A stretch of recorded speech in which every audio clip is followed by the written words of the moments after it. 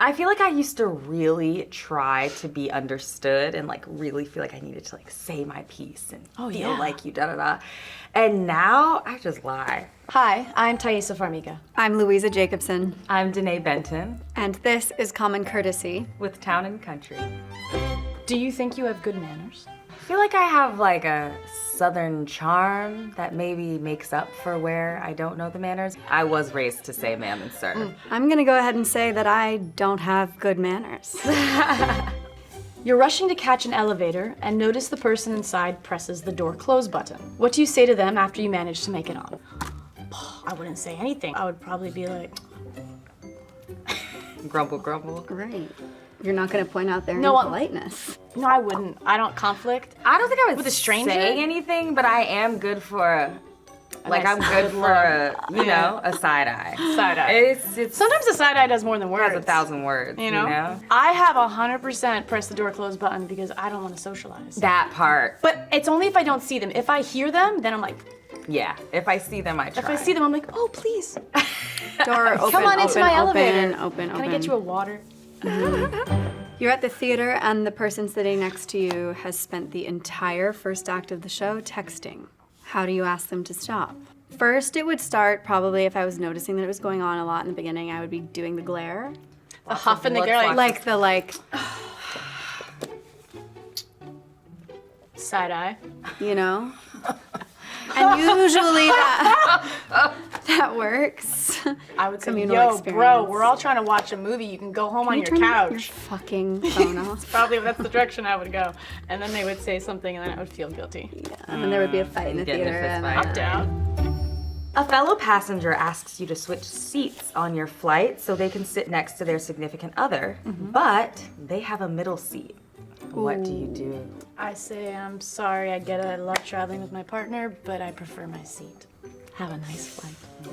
I feel so guilty. No, it's a middle seat. It's uncomfortable. If it's just like a quick little afternoon flight and I'm gonna be watching my movies, I might let them have it. But if I'm trying to get comfortable, you know. Never. And honestly, a little bit of distance is good for a relationship. You should miss each other. It spices things up. Okay. That's I'm fair. adamant about this That's one. fair. Never give up your seat for a Like middle that. seat. Have a little alone time. Gosh, enough with the codependency. Grow up. Yeah. A friend hasn't responded to your text all day, but you see them posting on social media. What do you say to them? Usually that's me. So what do people I'm say? the What are friend. the kind What of do they texts say to you've you? received? Text me back, bitch. I would be like, that's what I would say. Like, bitch, you having fun on Instagram? I would take like a screenshot of their post and then text Yes, them. something slightly I'd passive be like, I know you're on your You phone. If I need a response. Or if it's like, Evidence. Of course I receipts, mean. so you can't argue back. Proof. You have an egotistical family member who is making everyone uncomfortable with rude remarks at a gathering you're attending. How do you get them to stop? I think you gather with the other people and you just like roast Yeah. the hell out of them. I mean, I would say I would make some pretty amazing passive aggressive Yeah, you just gotta crack. remarks. You gotta crack on them. And if that doesn't until work, they- I would pull them aside and be like, what the is wrong with you? I just feel like if we're giving egotistical, like you're not gonna have like a good direct conversation. You just Yeah. kind of have to like give them a taste of their own medicine, put them into submission. Oh. I grew up with brothers, you know, you just have to like, I would just put them in a dom you headlock. gotta like crack exactly a collective crack on them until they fold. I like that.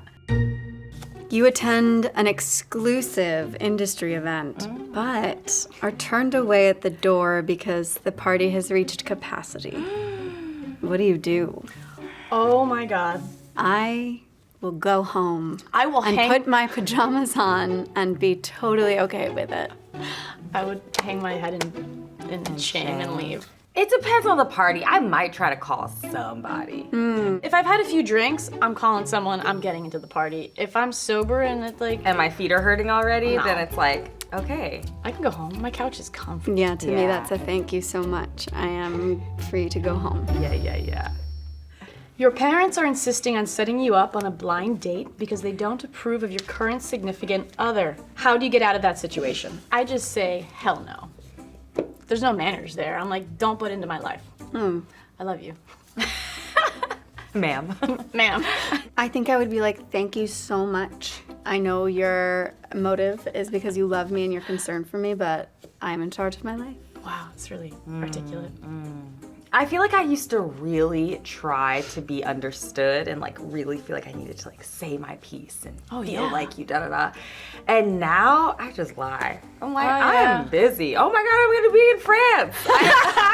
Honestly, it's just like a void. I just am like, who has the time? No, early 20s. Can't make it work.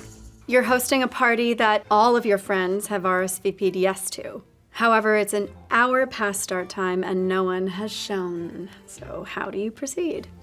That's typical, though. That's happened to me.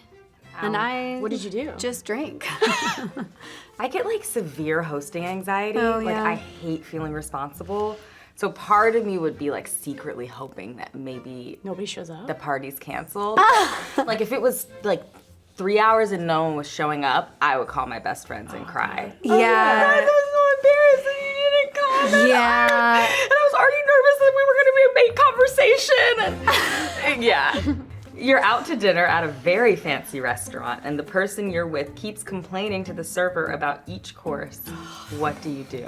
That's so annoying. Did it say fancy dinner or just a dinner? Very fancy restaurant. Very If it's a very fancy restaurant, there is a level of expectation. But also, I would be scared someone's gonna spit in my food because you're being so annoying. You know what I mean? People are a bit vindictive. I feel like I would say it like after the meal. Like on the way home, be like, yo, Seems like you hate that energy was a little stank. Can we talk about it? It kind of like harshed my mellow. But I am the person, like if the person I'm with is nervous to say something, I'm like quick to be their person. To jump in. Yeah, be like, hey, there's actually something. Hey, they actually caretaking. look like... Yeah. You meet a fan who is gushing over your performance in a movie you were never in. They admit meeting you is their dream. How do you break it to them that you are not who they think? If the person seems sweet, maybe I just, like play along and just be like, oh, it's crazy, right? Wow. And then leave. But if they start asking questions for real, if it's someone who seems a bit pushy, sometimes you have people that come that are just, don't have spatial boundaries, etc. I'd be like, bro, that's not me.